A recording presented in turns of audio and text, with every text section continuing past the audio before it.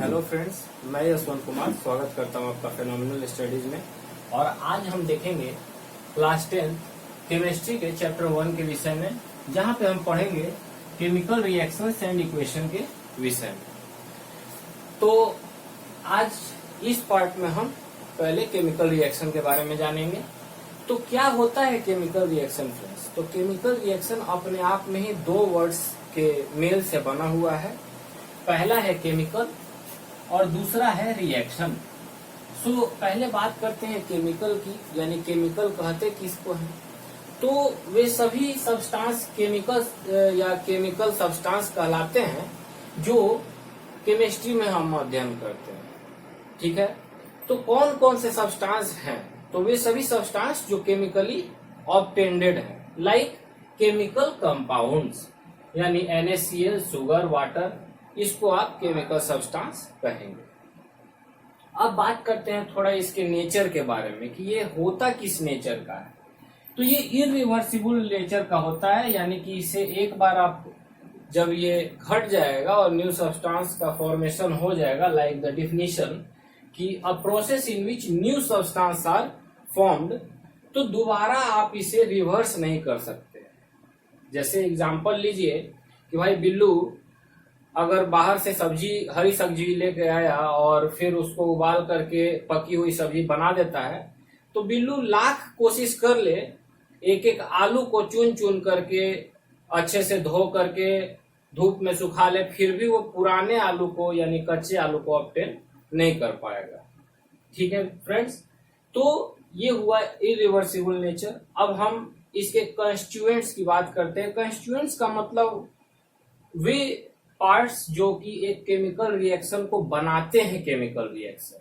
ठीक है फ्रेंड्स, तो पहला पार्ट है रिएक्टेंट्स, यानी वे सब्सटेंस जो किसी केमिकल रिएक्शन के स्टार्टिंग में पार्ट लेते हैं, like they are the beginners. ठीक उसी प्रकार जैसे कि बिल्लू मार्केट गया और हरी सब्जियां ले आया, तो वो क्या था फ्रेंड्स? तो वो था रिएक्टेंट्स। ठीक है, अगर एग्जाम्पल वाइज या फिर केमिकल फॉर्मूलाज के तरीके से हम देखें तो यहाँ पे मैंने मेंशन भी कर दिया है कि magnesium plus oxygen is equal to magnesium oxide. ठीक है फ्रेंड्स, अब बात करते हैं कि होता क्या है। तो जैसा कि डिफिनेशन से ही कंसर्न है और मैंने पहले भी आपको बताया कि substance which take part in a chemical reaction. अब बात करते हैं प्रोडक्ट की फ्रेंड्स। तो प्रोडक्ट क्या होता है? तो the newly formed substance as a resultant of the chemical reaction। ठीक है फ्रेंड्स, तो ये होता है प्रोडक्ट। जैसे कि जो पकी हुई सब्जी थी वो क्या था? इसका प्रोडक्ट था। ठीक उसी प्रकार अगर हम यहां देखें तो ये जो MgO है वो है प्रोडक्ट, और ये जो दो मैग्नीशियम और ऑक्साइड्स हमारे हैं वो है रिएक्टेंट्स। ठीक है फ्रेंड्स, अब बात करते हैं दो ऐसे कंस्टिट्यूएंट्स की जो कि जनरली आपको नहीं दिखता है। ठीक है फ्रेंड्स, तो पहला वो कंस्टिट्यूएंट है वो है एनर्जी। तो किसी भी केमिकल रिएक्शन को करने के लिए एनर्जी की जरूरत है ही। लाइक अगर मान लेते हैं कि हरी सब्जियां ले आया कोई व्यक्ति और उसको मिला करके उसमें हल्दी, नमक, मिर्च वगैरह डाल करके ऐसे ही छोड़ दिए कुकर में या फिर कढ़ाई में बंद करके, तो क्या लगता है आपको? सब्जी बन जाएगी? No friends, you have to apply the thermal energy, heat देना पड़ेगा आपको। ठीक है फ्रेंड्स, तो ये होता है एनर्जी का रोल। ऐसा ही एक एग्जांपल मैंने यहाँ पे मेंशन किया है CaO का। ठीक है फ्रेंड्स, तो ये एक एक्सोथर्मिक चेंज यानी कि एक्सोथर्मिक रिएक्शन का भी एग्जांपल है। ठीक है, लाइक CaO जो क्विक लाइम होता है उसको अगर आप वाटर में ऐड करते हैं तो आपको क्या निकलता है? उस समय हीट रिलीज होता है। ठीक है, और जो ऑब्टेंडेड सब्सटेंस है वो सिलेक्ट लाइम बन जाता है। ठीक है फ्रेंड्स, अब बात करते हैं breaking and making of the bonds की। तो ये जो टॉपिक है वो ज्यादातर आपको 11th या 12th में मिलेगा, यहाँ पर उसका उतना जिक्र नहीं है, लेकिन चूंकि हम लोग साइंस पढ़ रहे हैं तो थोड़ी बहुत जानकारी तो आपको रखनी ही चाहिए। ठीक है, तो ब्रेकिंग ऑफ द बॉन्ड तो यहाँ पे आप देख रहे होंगे कि मैंने एक एरो यहाँ से ले आया है ब्रेकिंग ऑफ द बॉन्ड से और सीधा इसको H2O में मिला दिया है। दूसरी ओर मैंने एक मेकिंग ऑफ द बॉन्ड से एरो ले आया है और उसको NaCl से मिला दिया है। ब्रेकिंग ऑफ द बॉन्ड होता क्या है?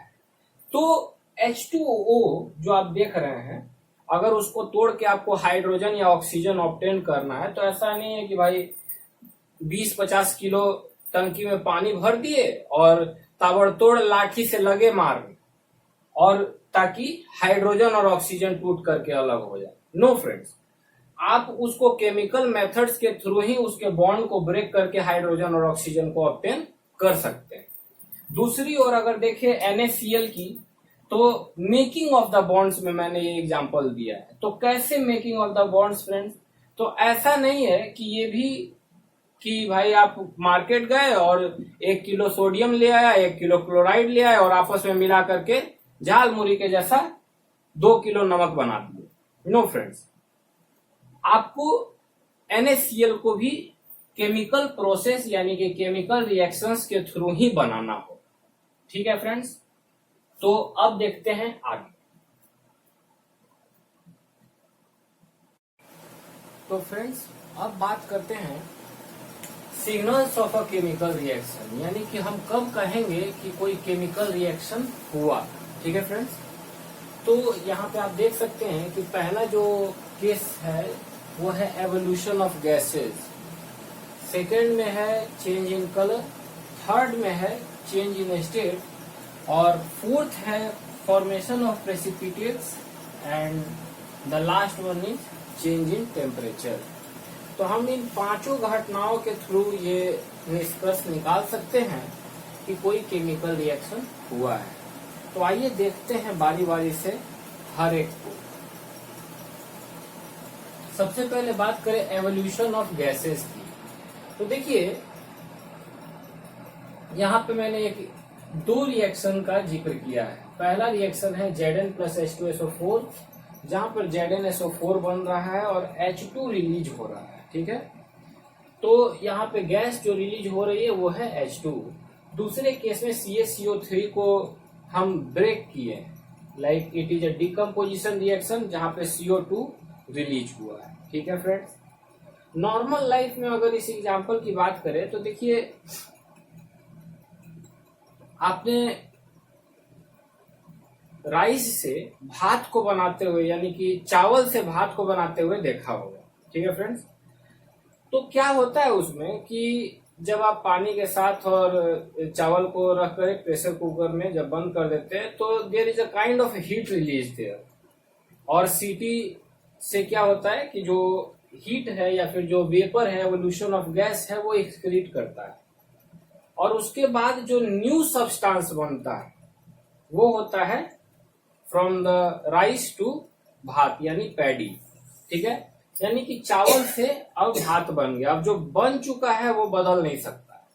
ठीक है, बिकॉज आप कितना भी चावल भात को अगर सुखा ले तो आप उसको वापस चावल नहीं बना पाइए। ठीक है फ्रेंड्स, अब बात करते हैं चेंज इन कलर की। तो देखिए यहाँ पे मैंने मेंशन किया है CuCO3, it is actually green in colour. ये जो है हरे रंग का एक केमिकल सब्सटेंस है और जब ये तैयार हो जाता है तो actually it turns out to be black. ठीक है, तो ये ध्यान रखने की बात है। और CO2 यहाँ भी रिलीज हो रहा है फ्रेंड्स। तो आप देख सकते हैं कि एक जो रिएक्शन आप लेते हैं उसमें मल्टीपल काइंड ऑफ सिम्टम्स को आप देख सकते हैं। लाइक यहाँ भी आप CO2 के रिलीज को देख सकते हैं और यहाँ भी CO2 का रिलीज हो रहा है। ठीक है फ्रेंड्स, तो ये रहा change in colour. Change in colour को अगर आप डे टू डे लाइफ में आप देखें तो जैसे कोई फल है तो due to the internal chemicals of the plant वो क्या होता है, पहले हरे रंग का होता है, फिर पक करके पीला हो जाता है, फिर आप उसको खा लेते हैं। ठीक है, तो जो एक बार पीला हो गया वो वापस हरा नहीं हो पाएगा।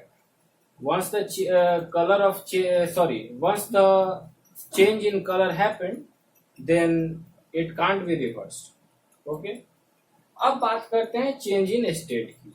ठीक है फ्रेंड्स, तो देखिए यहाँ पर मैंने एक रिएक्शन को मेंशन किया है, यानी कि हाइड्रोजन और ऑक्सीजन।